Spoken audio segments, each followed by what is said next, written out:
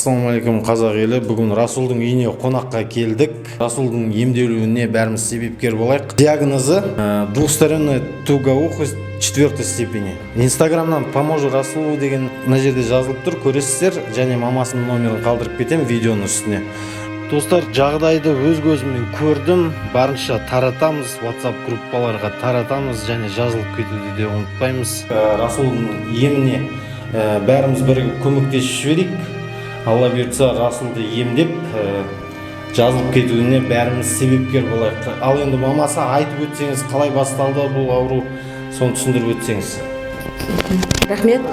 Расулдың құлағы қазір екі жақ құлағы да естімейді. 4 степень тугоухости диагнозы. Бұл бәрі ангинадан басталған 3,5 жасында. Сөйтіп қосыла келе емдеткеннің өзінде бұл баланың атиті одан да ауыр диагнозға ұласып, баланың құлағы естімей қалды. 13 жасынан бастап семейде емделдік. Семейде 3 мини операция жасалды. Бірақ ол операциялардан ешқандай нәтиже шықпады. 13 жасында Семей қаласындағы врач енді 16 жасын тосыңыздар, 16 жасында тимпанопластикаға апарасыздар деп бізге солай айтты. 16 жасқа тола салысымен біз бұл баланы Астана қаласына алып келдік. Астана қаласында тимпанопластика жасау керек болатын. Бірақ бұл баланың құлағының ар жағы бәрі, іші бәрі қалай айтсам екен, гной дейді ғой, іріндеп, сүйегінің бәрі шіріп жатыр екен. Содан кейін бізді ол жол тимпанопластика жасаған жоқ, больницаға жатқызды. Ол больницада операция жасамады, бірақ екінші многопрофильная больница. Өйткені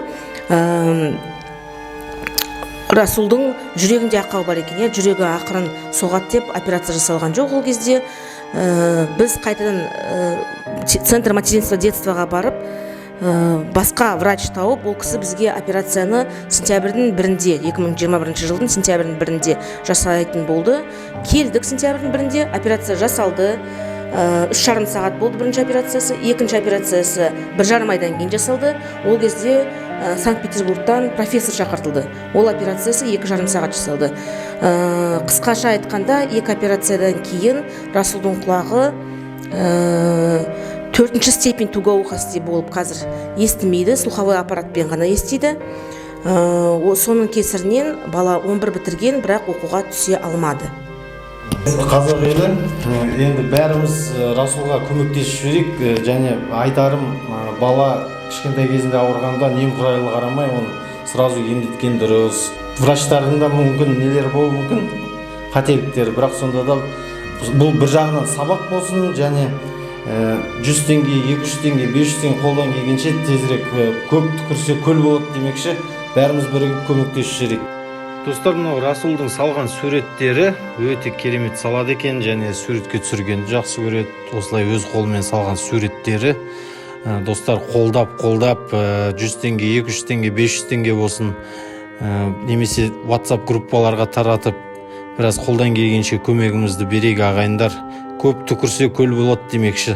Сосын каналға да жазылып кетіңіздер ағайындар. Барлықтарыңыздан қолдау күтеміз. Рахмет сіздерге көп. Әрқашан аман болыңыздар.